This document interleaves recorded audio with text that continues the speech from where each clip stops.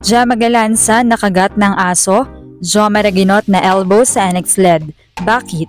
Creamline may issue na naman.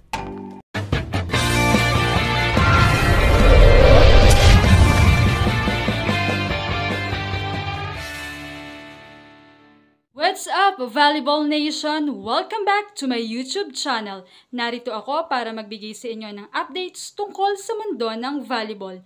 Pero bago yan, don't forget to subscribe and hit the notification bell para updated ka sa aking mga videos. Third day pa nga lamang ng PBL All-Filipino Conference ay kabi-kabila pa rin ang mga balita sa ating mga volleyball players.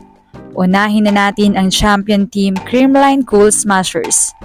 Batid nating lalo silang pinalakas ngayon dahil sa mga nagbabalik na players. Ika nga ay good problem talaga ito ng mga coaching staff dahil sa sobrang daming bala na spikers ay marami talaga ang pagpipilian at pwedeng isabak sa court. Samantala ay nahaharap na naman ang Creamline sa issue dahil sa favoritism daw ng PBL management.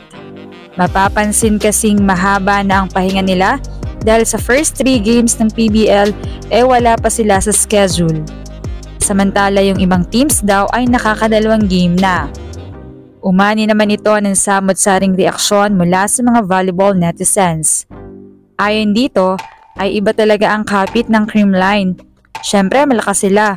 Sila na rin talaga ang nagdadala sa PBL sa sobrang dami nilang fans at crowd. Kaya talagang papaboran yan. Ang ilan namang komento okay lang naman kasi yung sked kasi kung wala pa silang games ngayon, for sure sa mga next game, sobrang tight na ng schedule nila. So pagod kung pagod din talaga. Anong favoritism doon? Masyado lang daw talagang binabato ng batikos ng CCS dahil mahuhusay ang mga ito. Samantala, usapang lipatan ulit tayo. Joanna Maraginot na elbow sa NX LED. Marami ang napapatanong kung hindi ba talaga na-renew si Jo o choice niyang lumipat ng team. Kung ang dahilan ay hindi siya na-renew ng management, bakit naman daw nagko-contribute naman daw si Jo from offense to defense at nagdi-deliver talaga. Na-elbow pa raw ng ibang players na puro errors.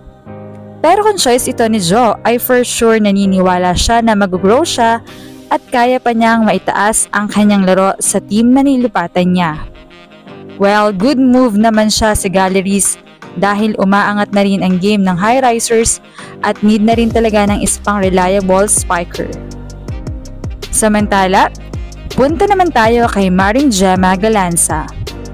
Well, isa na nga si Gemma sa napaka-bless ngayon dahil sa kanyang success sa larangan ng volleyball at gayon din ang mga dumadating pa niyang mga endorsements.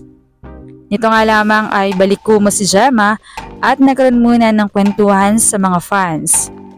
Subalit, napansin naman ng mga viewers ang umanisugat sa labi ni Gemma. Tinulungan naman siya ng kanyang manager na si Mela Tunay kung ano ang nangyari. Ayon dito, dahil nga maraming dogs si Gemma at fur mom siya. So ang nangyari, dapat ang aso niyang si Milo ang kasama sa photoshoot ng All-Star Magazine, kung saan na-feature nga si Gemma. Hindi raw sanay maiwan sa kondo yung aso tapos kinulit pa ng kinulit ni Gemma hanggang sa nakagat siya nito sa may labi. Emergency, tinurukan ito at nag-alala pa nga sila si Mela Tunay kasi akala nila hindi matutuloy yung shoot and nakabook na yung venue. Samantala ay very fresh pa rin talaga si Gemma sa kanyang Kumu Live at for sure marami na rin talaga ang nag-aabang sa kanya sa kanyang paglalaro on court para sa kanilang upcoming games. Samantala ay patuloy nga ang aksyon sa PBL ng ating mga volleyball players dahil sa kanilang mga pinapakitang skills. May mga teams na umaangat talaga at may ilang mga teams na nasa adjustment period pa. Well, mahaba-haba pa naman ang season dahil 6 months nga na magra-run itong conference na ito, kaya naman mahaba-haba pa rin ang ipapanood nating mga fans. Anong masasabi nyo rito? Leave a comment below. Thank you for watching and don't forget to subscribe.